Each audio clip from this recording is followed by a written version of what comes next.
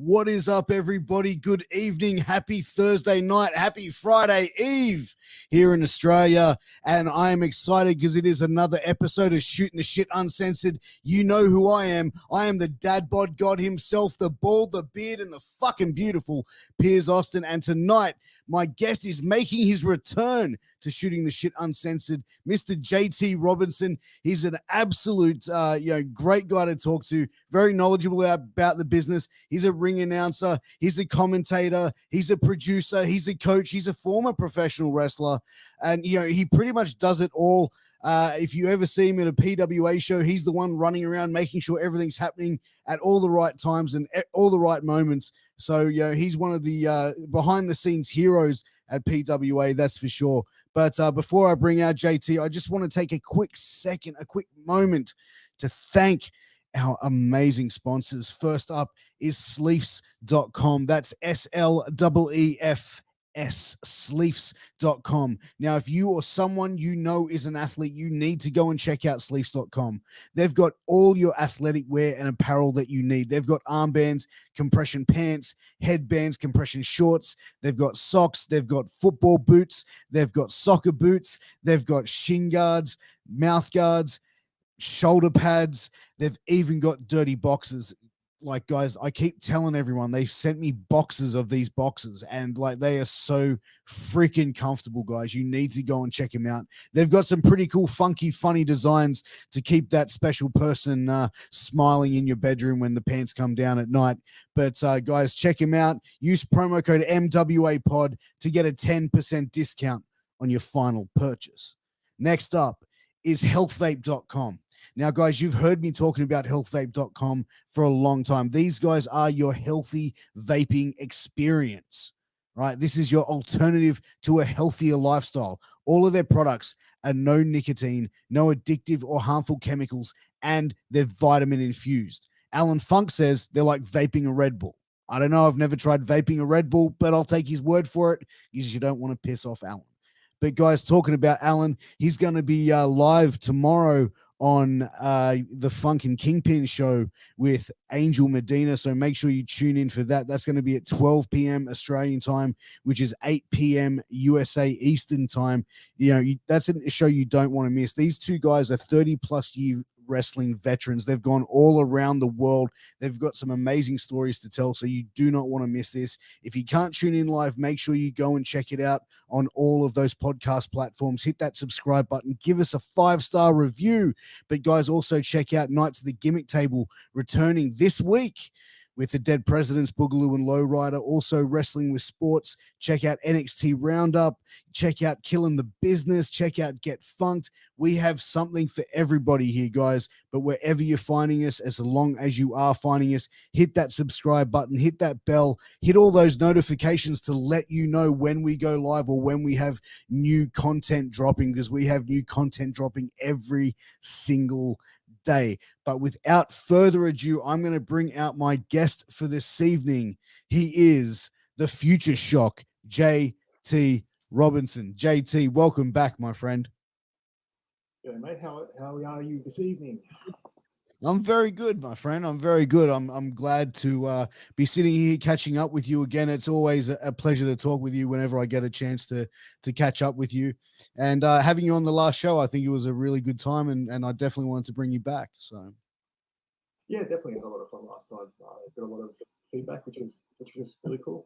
I don't do these too often, so it was nice to hear good things instead of people burying me for an hour. So that was fun.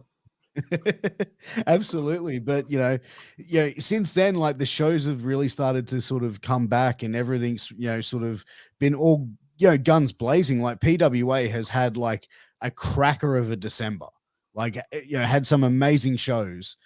Coming into 2022 again, the show that was this couple of weeks back, another amazing show, and like, I think 2022, the talent that you guys have, and the talent that you guys, or the performers, I should say, have that are coming through, like the Green Dingoes that we're starting to see more of, it's just a good place to see that Australian wrestling is still very healthy and growing very well.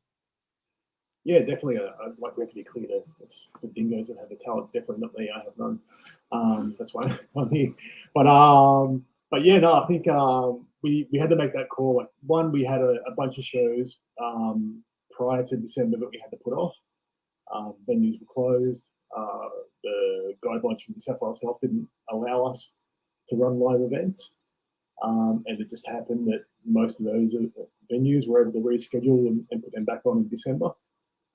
Or January. And so from there, that puts us in a really good position where, we're able to trial out some of the stuff we're probably going to do later on this year, which people will start seeing soon, where we run, 4 or 5 shows in a month and put them around the place. In this situation, it was good because it was spread out a fair bit, but also disappointing. We didn't get to go to Queensland like we wanted to, but we'll definitely be out there before the end of the year. But yeah, there's no point coming back half-assed. We've got a window at the moment where Australian wrestling has some kind of popularity, more than what I've seen for a while, especially internationally. So this year and like the last couple of years would have been our breakout, I think. So now we have to try and lift and make up in that short window that we've probably got left to try and get it out there and improve, or we go backwards, and we don't want to go backwards. No, absolutely not. And I think, especially at the last show, it was an amazing show. Like I was standing with Luke Hawks for a majority of that show. And, afterwards he was talking to me and he was just like, this is another level. This is crazy shit. He goes, I couldn't do half of this shit. And he goes, this is like, he was just blown away. And then like mutual friends of ours would then talking to me a day later going, hey, Luke was blown away by this promotion PWA you keep talking about. And I'm like, yeah, check it out. And they're like, yeah, we've just started checking out clips that we've seen online of the show. We're going to go watch the whole show. And I'm like, yeah, go and check it out. So it's amazing that internationally. Sorry. I was just going to say, it's just showing how amazing internationally that it's getting, but also that like veterans of the industry can look at it and go, wow, like this is an astonishing product, and really sort of, like as performers, that must mean, so much to hearing it from someone like him and, others. Definitely. Like it's the story that I hear all the time. In this case, we're really fortunate to have Luke and Colt both come out for other projects that they're doing out in the country at the moment. And Colt put that post up on social media, they're saying, hey, what can you do for 2 hours in 2 weeks in Australia? And our fans just went to work and like PWA, PWA, PWA, PWA, to the point where we had a pre-existing relationship for a few different doors. And then extended the invite to come down, and him and Luke were both happy to come down and do that podcast. And they owed us absolutely nothing. And then after the show, to see really nice posts from Luke and Colt both saying, hey, this is a really good product, you should check it out. Meant a lot. But again, it's the response that I've seen for the last 2-3 years since Black Label kicked off, which is once you see the show, you will come back, you will talk about it, you will enjoy it. Our biggest problem is that customer acquisition, getting people to see it in the first place. I think once we get them, we've got them for life, but the challenge is getting them, because people are so fixed in on what they like and what they don't, and especially in wrestling. If you go out and watch the top US independents, I think some of them have started lifting, and you can tell they're watching it. But if you look at their production, it doesn't hold a candle to ours. If you look at their in-ring wrestling, it definitely doesn't come anywhere near what we're producing. 100%. But those companies are pulling 5,000-6,000 people on their streams into their shows. We're not. So what can we do to be able to do that from Australia? That's our biggest challenge. I think as well, like, everyone's talked about like Japanese strong style wrestling, British wrestling and stuff like that. But is there an Australian specific style that you think that there is that Australia is like known for? And how would you describe the Uh, Australian style of wrestling? it's hard. Like I think it's a mix. Like I think definitely at the moment it's good or bad. The way that people describe us is we're Chikara, which I don't think we are 100% Chikara. I don't think we're 100% New Japan. That's the other one we get. It'd be nice to be all these things. But I think what we are is a blend of everything. I think through, and definitely PWA, through the experiences we've got, of all the people that have traveled overseas. When I started wrestling, there was, 2 or 3 people travel overseas. They went and trained like Vulcan, Mercedes, so the gentleman, Greg Smith. Yep. They went and trained with the Maikos. They came back, then they just started wrestling with the same people here, and came back, and everything was pretty much the same as what it was before they left 6 months earlier. Because there wasn't anyone else putting that investment in to go overseas and do it. Whereas in more recent times, everyone's going overseas prior to COVID. Everyone was going overseas, doing this thing here and there around the country, in the US, in Japan, wherever it might take them, 3 months at a time, coming back with all this different blend of stuff.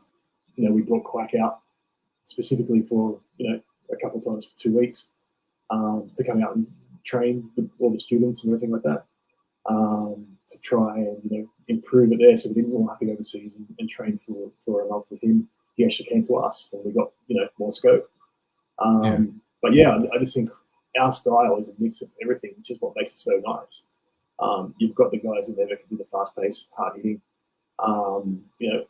We're starting to do non-televised events now, so you're starting to see some of the guys that have been around for a while revert back to doing, house shows basically.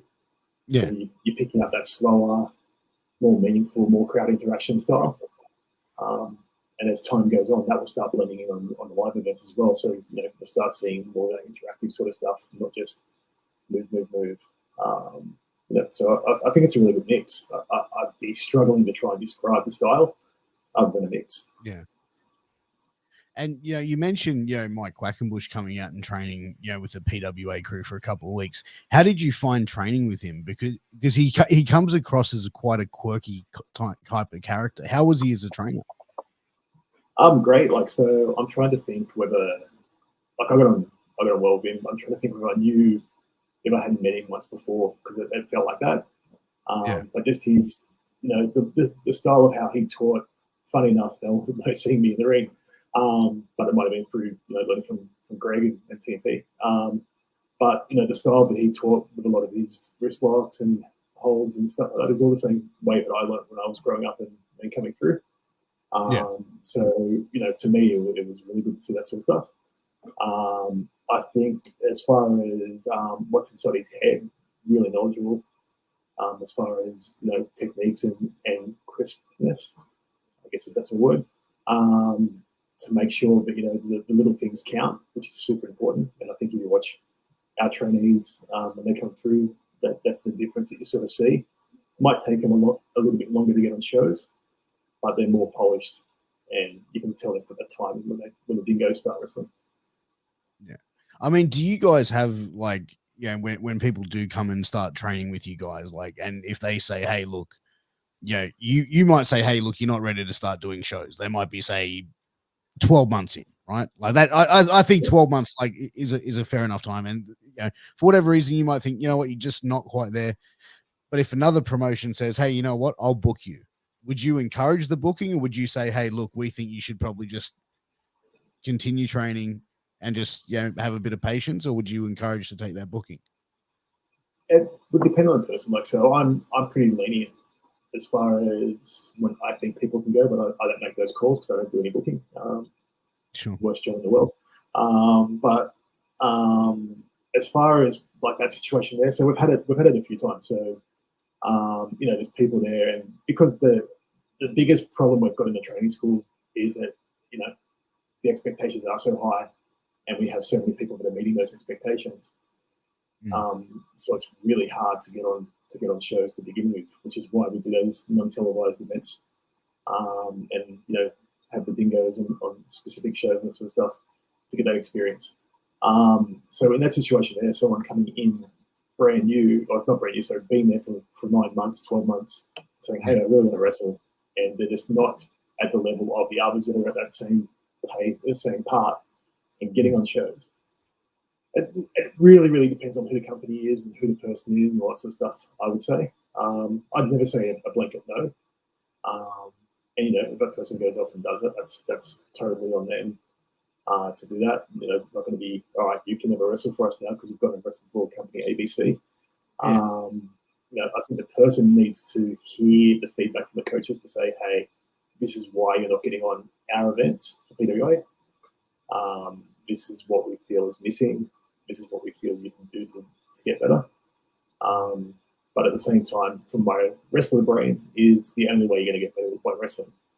So if you don't get in there and do matches, then how are you going to get any better? Doing drills and that sort of stuff. So it's a really hard question. There's not one answer fits all. Yeah, it depends on the situation and what it is, going into it as well. So, I mean, surely you don't want to sort of see, a young, up and coming, person go out there and get sort of, taken advantage of or have liberties taken on them, for whatever reason. This one don't want to get hurt. Like I think I've had a situation similar to that. There's a company that runs, and a student that had been with us. They try really hard, but just certain things weren't clicking. And they said, hey, look, some of my friends that used to train here are now wrestling on shows over there. They've said, because I've been training for as long as I have, can I come wrestle? And I've just said to them, just said what I just said now. These are the kind of things, these are the reasons why you're not there on our shows. If that's what you want to do, that's totally up to you, but you need to be aware of this, this, this, and this. And, are people getting hurt on those shows? Yes. Why do you think they're getting hurt? Because they haven't trained properly. And that's why we do what we do and why it takes longer sometimes. Knowing all that information, if you want to make that decision and go to work there, then go ahead. That's really what we can do as coaches. We can try to guide, mentor, and point out that this is why we're doing things a particular way. At the end of the day, the wrestler's going to make their decision on what they're going to do. Oh, 100%. And I think it's pretty good that you guys sit down and explain, hey, this is why you're not on shows. This is why you're not there yet. This is what you need to do. Because it's very easy just to say to someone, all right, you didn't make the cut. You're not on the show. But then to sit there and go back and say, hey, look, and those conversations I can imagine could be quite difficult because it's and soul crushing to certain degrees, right? They are, because you want everyone to do their best. And the one thing I've been pretty good with, from myself, is I'm normally pretty self-aware in that sort of situation. Am I as good as the worst person on the show? No. Okay, cool. So I shouldn't be on the show. But other people don't have that feeling, and other people are like, oh, I'm great. All right, give me a back bump. Oh, you've landed on your head. Well, yeah, but I'm great. It depends on the individual and the circumstances, and it's really hard because everyone has a dream, and you know what it's like when someone wants to, having done it myself, someone just might have a dream of, hey, I just want to wrestle one match, just to wrestle one match safely and good, hopefully, is still the same amount of effort it's going to take any other person to have just one match and put that effort in. Oh, 100%. And I think that's a key part and a crucial part. And I think from someone who, like yourself, who has been a worker and has been a wrestler, can sort of relate to that and have that sort of worker's mentality and the understanding of okay, this is, and I think the way as well, the delicacy of how to deliver it as well, because I can imagine when you were coming up, it was it wasn't as kind as what the world is today. Yeah, I've been pretty lucky there, because again, I'm really good on the ground floor of things, so whether they want to be or not, they'll stuck with me because I needed numbers. But yeah, it's definitely a different conversation now. You have to watch your P's and Q's. Make sure you're using all the right words and everything like that, which sucks because I think that kind of conversation, not when done meanly, but when done right, actually helps the person understand what they're there and understand, you're not just fucking about. Like, I can say, oh, it's just not your time yet. You need to do this or do that in that kind of voice. And what's the person going to get? What's the person going to get from that? Okay, cool. Like, I'll have the same conversation with you in 3 months' time. Whereas if I go, stop being a dickhead, stop worrying about filming everything that you're doing so you can put it on your social media. Get here on time when we start the class. Don't get here 10 minutes late. Do your reps. Don't get lazy halfway during the warm-up. All that sort of stuff, and have that meaningful conversation. They're going to get there to their goal a lot faster, or they're going to quit. And if they're doing all that stuff, half-assing everything, then maybe quitting isn't a bad option. It is, as much as whoever's slogan is wrestling is for everyone, it's probably not. It's actually funny. I had Gym Bro Jess on the other week, and she talked about her training, and like she said like that you said something to her, and it was like a nothing throwaway thing, but it was like something that just like stuck with her, that just motivated the shit out of her, just to say, you know what I did. And like I said, I was like, you know what, he probably knew what he was doing exactly. I said, because JT's a pretty like switched on dude, and we had a bit of a laugh with it. But but I suppose that's the sort of way, like being able to see how to motivate certain individuals and know how to sort of turn the pressure on to some people who react positive to that, and be motivational to those who get that push from that. So it must be a hard sort of mix to be able to sort of balance and find that sort of way to coach as well. It's definitely knowing your people. So it'd be interesting. I missed the episodes. I have to check what I said to her. But Jess is an example. So Jess is not your average student that's coming down training. So I think in a way I can actually approach things different with her. She's actually and not that the others aren't, but she's incredibly smart, like levels, right? Yeah. So the way that I break down something for her might be different to how I break it down for others. Not that sounds like what I did. It sounds like I just gave a shit. And she took it well and chucked it back in my face, which is good. But yeah, like it's definitely about knowing people. And I think I've had, besides wrestling, I've had other jobs where I've just been lucky to be around a whole bunch of different people. And you can sort of learn different ways. If one way is not working, you can learn another way to talk to them. Oh, 100%. But as far as like now with coaching and everything like that, how do you find that as fulfilling? Like, you've been retired for a couple of years now. Like, do you find it as fulfilling as wrestling, or more fulfilling? Like, how is it for you? Because obviously wrestling was your life for a long period of time and still is, but now it's like a different set of shoes that you are in. Do you find that same fulfillment in training as you did performing? Yeah, probably more. I think if you can, it obviously comes down to the student and the relationship there as well.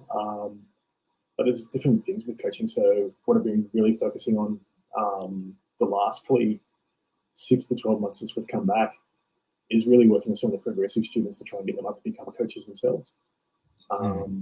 So, one day I can get out of this crazy business.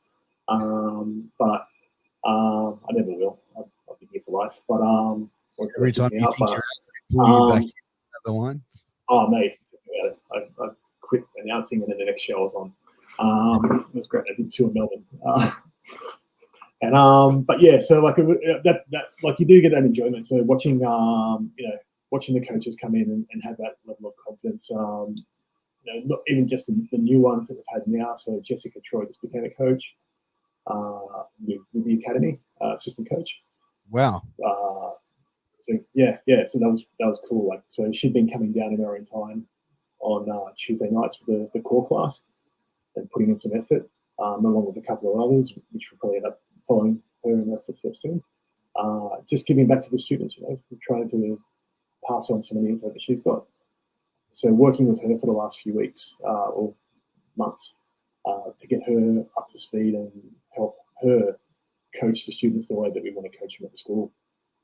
She's obviously a lot more mobile than what I am, so it's great. She can actually get down there and drill the techniques far better Yeah. than I can at the moment.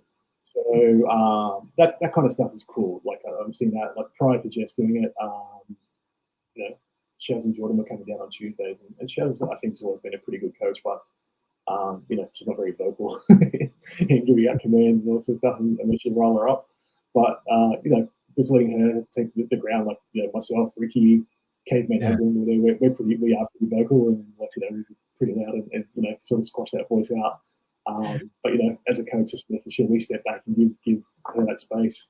You know, Kai Drake's been coming down as well, so yeah, like all that kind of stuff. There, seeing it in the coaches or the progressive guys go on to become coaches, so they can then train the next level. That's great. Finding a really good student coming through the tryouts and watching them progress, also great. You know, nothing's going to beat the being in the ring and having for people calling an asshole. But exactly. Have you ever seen a student just come in and pick up every single thing like perfection, almost like where you were like, this fucking asshole? Like, was there ever a a few of them. So like, yeah, Cherry Stevens is probably the last one to come through. I've normally got a pretty good eye. I think I can normally spot people that are going to be decent. If not on the first class, at least within a couple. So Cherry definitely just came through and killed it by the fact that she was on shows within, I think, 6 to 8 months.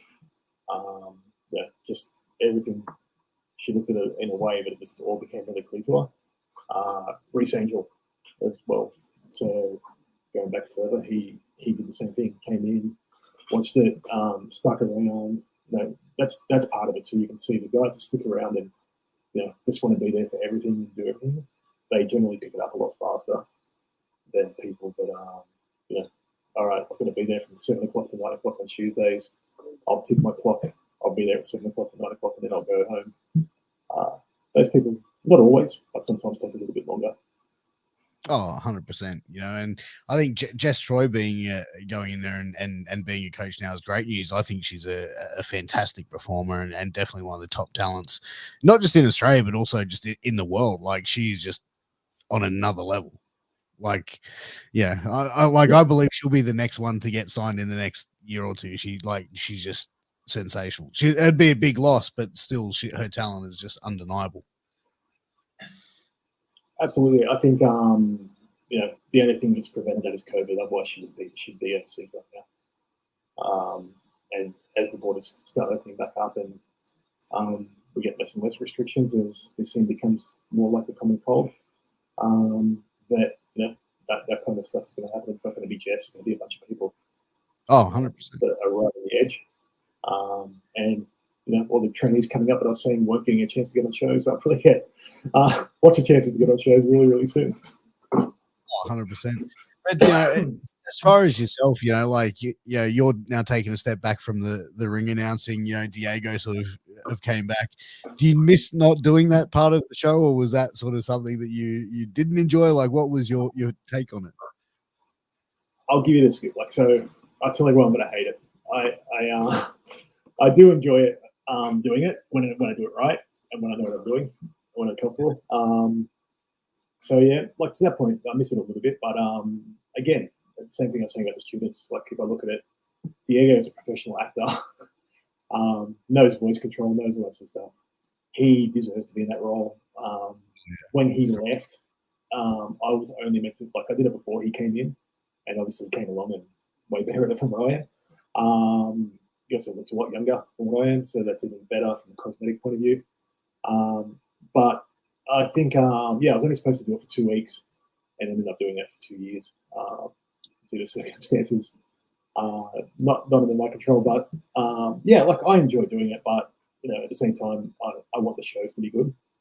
So I'm sure from time to time, as needed, I will jump in here and there just to fill a gap because I can do it. And although if you watch the MCW versus PWA show, you might think differently, but I'm not totally shit at it. So I can step in and do it when I need to. But yeah, I'd much rather Diego be doing it. I far more enjoy just making sure things are running smoothly backstage or running around like a hero. I am a hero. But You are a hero. but But yeah, that was the thing. That was the first show that I really seen you not doing ring announcing at, and you were like, you were just like back and forth, man. You were like a ping pong ball, running around making sure everything was running smoothly. I was just like I was exhausted watching. I was like, man, like, can I get you a drink or something, bro? Like, Jesus. I probably should have said yes. Don't worry, I was exhausted for 7 to 10 days afterwards as well. But but, uh, but no, it was fun. Like I enjoy doing that. It's another rewarding thing. If you see something work well and we achieve the goals and we don't have any major problems, everyone's safe, everyone's healthy, everything most of the time runs to time. That might have been when you see me running around heaps when things weren't. But when things are running to time, and you get that feeling at the end of the show, hey, we wanted to go for 3 hours, we went for 3 hours. All the matches went to their time, did that. When all that's happening, that's a good outcome. And being able to contribute towards some of that, not in the ring, but outside, is good. Oh, absolutely. And, talking about shows, that last show, man, like what a main event. What a main event. That was just, and you know what? Like I was actually saying to Chris Gale last night is like, I was legit thought that like Paris was out. Like I was, holy shit, like what the fuck? And then I'm like, then when I've seen like Davis go over and start putting the boots in, I'm going, okay, right. Like now I'm kind of going, okay, I kind of understand what's going on here now. But then it was like, but then for that moment, I was like, shit, because he didn't move. Like he sold it really, really well. And I was like, fuck. Like, were you aware of that, what was going on that night, or like where were you at with it? Without going too deep in, what I can say to you is, just before that happened, I was standing next to Frankie B, and I said, and I watched Paris get popped up in the air and kicked in the head, and I was like, that's what happened last time. And on the last show, when these guys wrestled, and then all of a sudden Paris just went down, and I was like, oh shit. So yeah, it was. I'm getting too old for this kind of stuff, Piers.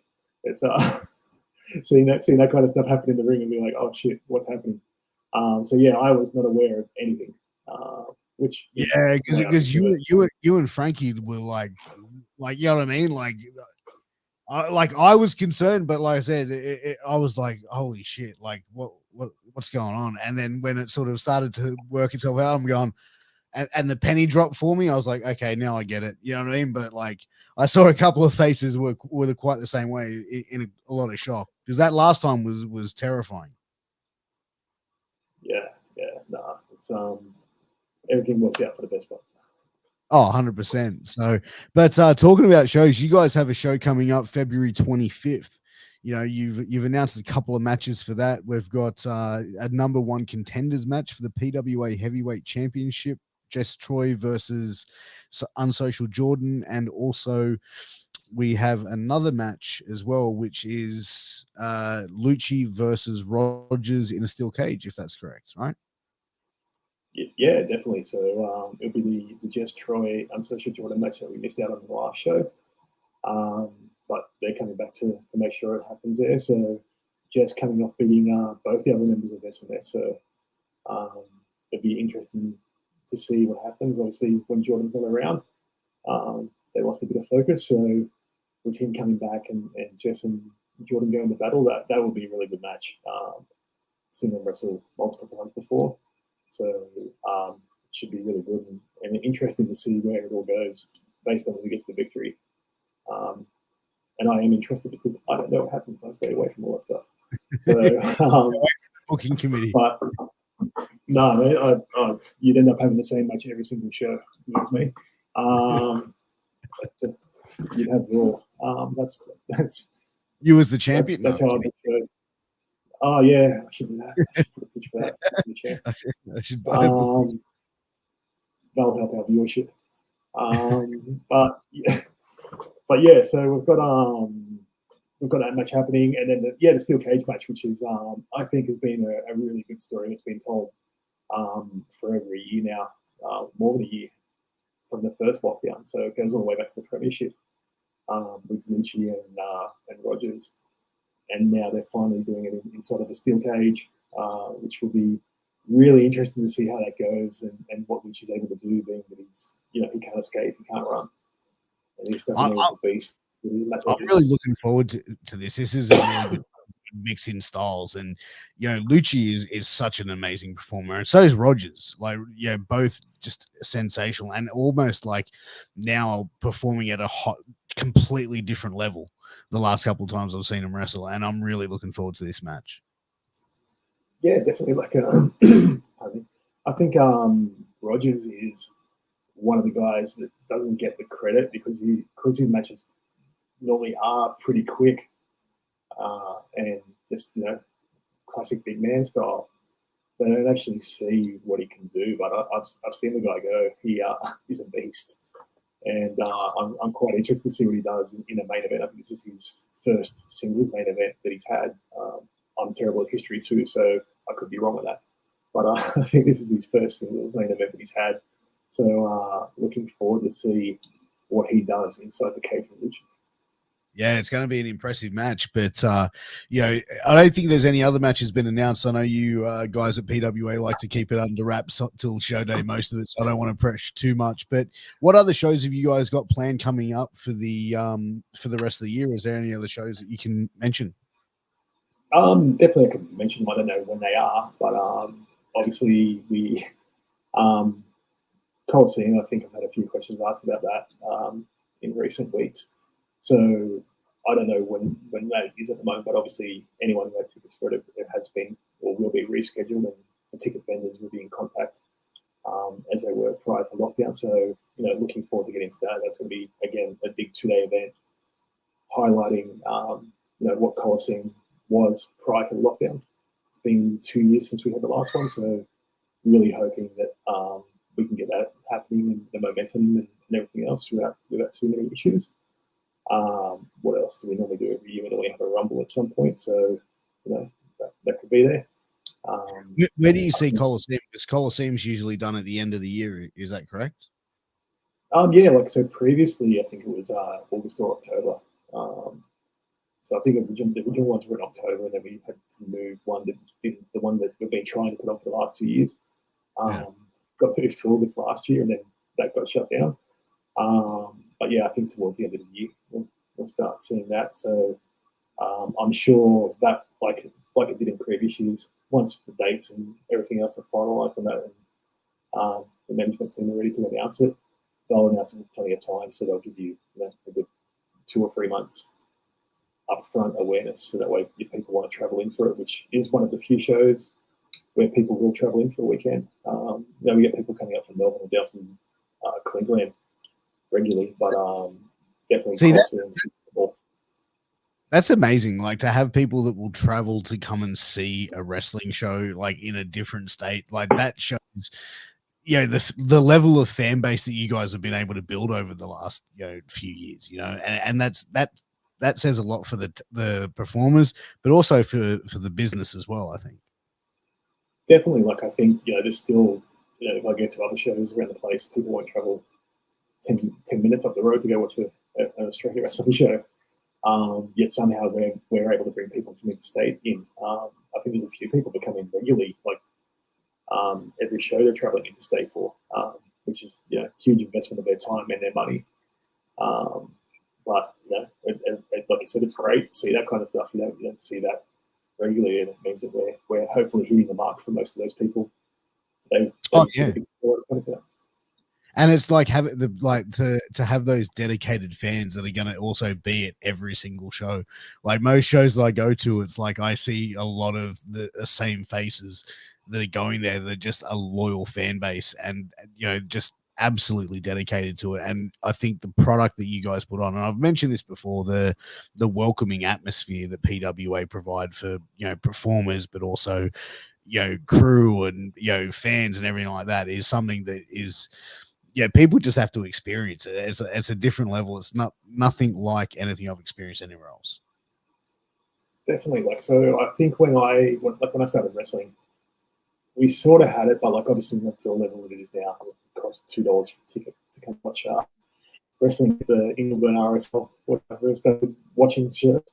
And it was the same thing there. You have the same fans there all the time coming along and that sort of stuff. But definitely no one was traveling interstate to come and see it. It was just the people local to the area watching it. Maybe someone drove down from the Central Coast or something like that. But yeah, like I think it's one of the things we try really hard for. It's one of the things we have to be really careful about too, and how we cultivate that. As far as you don't want people to get too close, because then rather than reacting to what's happening on the wrestling show, they start reacting to other things. So like you don't want someone to go, oh, they hate me because they yelled at me because they hear the bad guy wrestler yell at me. I don't want to go to wrestling anymore. So it's about how do we cultivate that to make it still like, so okay, it's a welcoming environment, but you still got those wrestling things there where there is going to be the bad guy wrestler who does it. The bad guy wrestler shouldn't go there and go racist, sexist, whatever. No, but you know what? Like, I think like a heel could go out there and insult the crowd without being like going after a sexuality, a race, or like a deformity. You know what I mean? Like if like you walked out there and go, you people are like smelliest bunch of fucking assholes I've ever seen. Like, you know what I mean? It's almost like it's just a generic, like it's a throwaway comment because it's not directed at anybody. It's not like saying, look at this guy with, like the fucked up eye, or, you know what I mean? Like it's not a bully. It's just like, fuck, it's just throwing it out there. You would hope so. You would very much hope so. But there are, that can, saying you're the smelliest bunch of people could trigger someone. And then there, so like it's really hard. Like it comes down to another combo, which is around like how do you be a good heel in independent wrestling these days? Like obviously, cheap stuff is making its way back in, even on the main product. So very much so is coming back in because no one does it anymore. So you can do it and get away with it from time to time because no one does it, no one sees it. But like I said, if you've got the same people coming to a show every single month and you do it, and all the time up until then, they've been, I'll buy your shirt, I'll get your autograph, I'll take a photo with you. Oh, but you're smelly. Oh, that wrestler called me smelly. So I think it's, it's a fine line of finding out what works and what's not going to alienate. Because you also don't want to be the guy that's in the ring goes, you're all a bunch of smelly people, and then after the show have to go apologize to someone because they got really upset that you called them smelly. But like, that's the thing. Like, I think that like compared to what wrestling was like, like let's go back to the 90s, right? Like, that was the time I grew up with wrestling as a teenager with the Attitude Era. More than half that shit couldn't, like, let's say 85% of that shit that we saw when we were younger, right? None of that would ever be able to fly on a 7 p.m. TV show in the United States in 2022.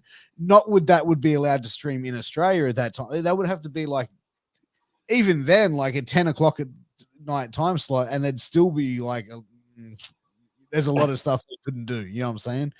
But in this day and age, do you think that you can blur the lines enough with a heel to, like, let's say, you know what I mean? Like, you could have this character could be a homophobic character, and then he could be having a feud with, a gay performer.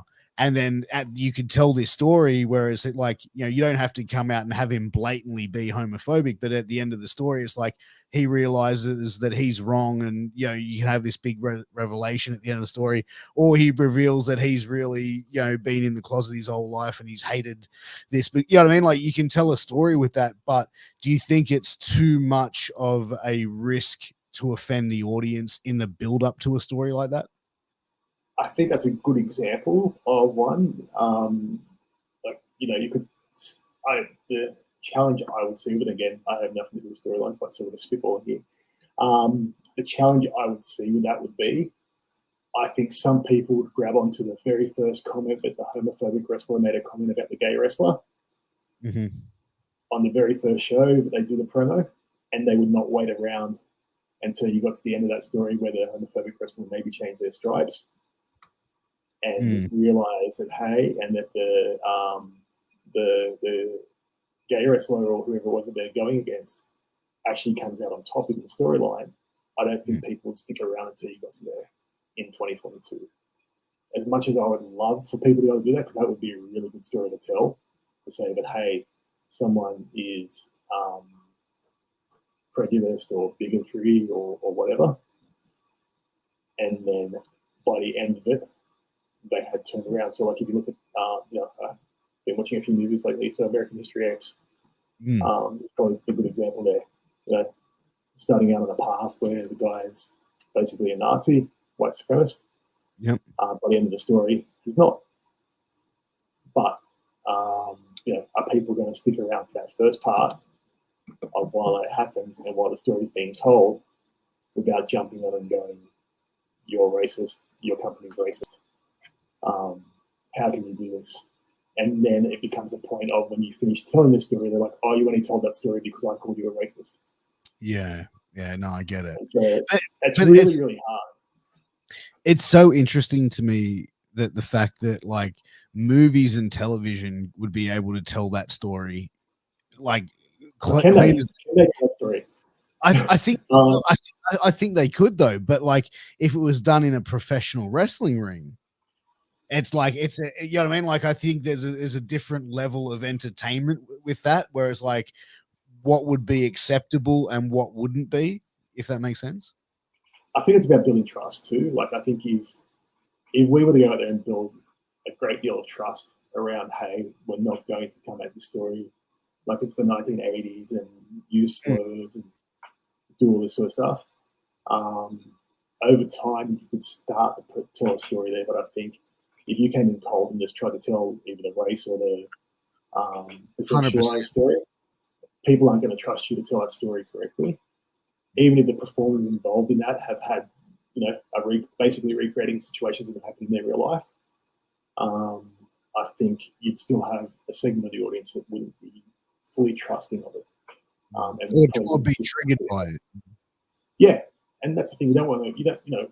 Our audience is small as it is. You don't want to have those people come in and then not want to come to wrestling because a story that could have been really good related to them and triggered them.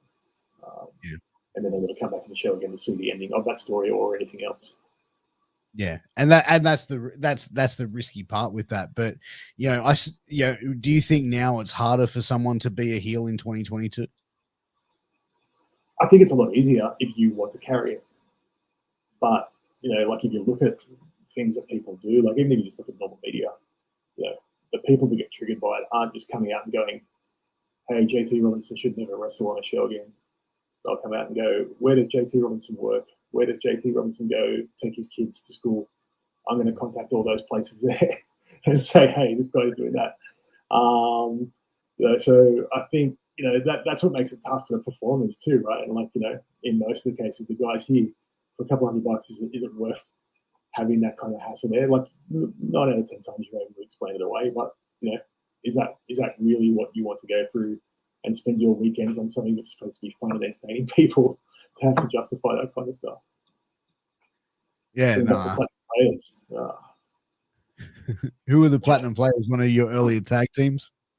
It was myself, Steve Ravenous, and Kid Dynamite in the AWF. We were a trio. We'd come out in all the baggy gangster clothes, headbands.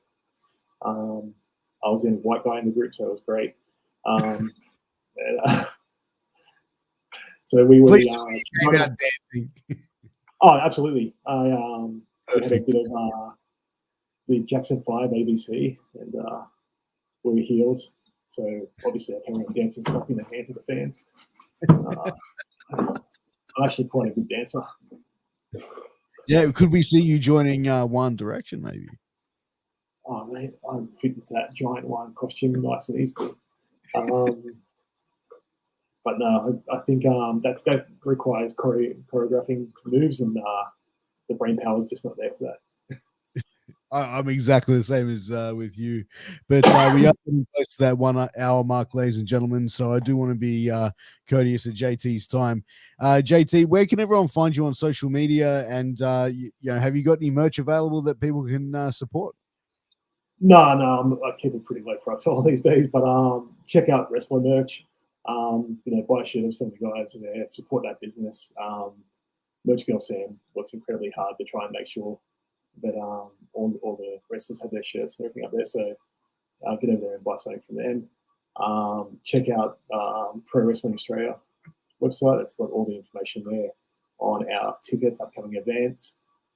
Grab a subscription on Fight Plus for check out all of our past events. They're normally up there within a month. Right now, you can watch MCW versus PWA as many times as you want, along with all the events that have taken place over the last 2 years, and even some old ones from 2018, 2019 are up there as well.